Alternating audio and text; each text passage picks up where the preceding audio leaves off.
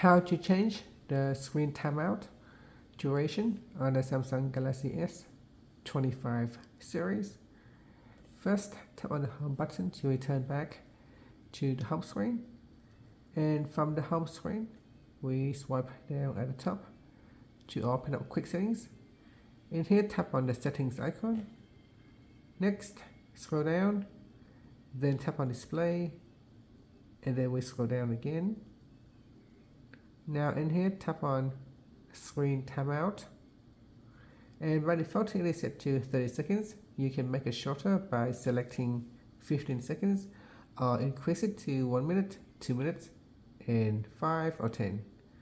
So select an option, then tap on the back key, or you can simply tap on the home button to return back to the home screen. And that's it. When you have selected 1 minute, your screen will wait for 1 minute before it will lock the screen. And that's it. Thank you for watching this video. Please like and subscribe to my channel for my videos.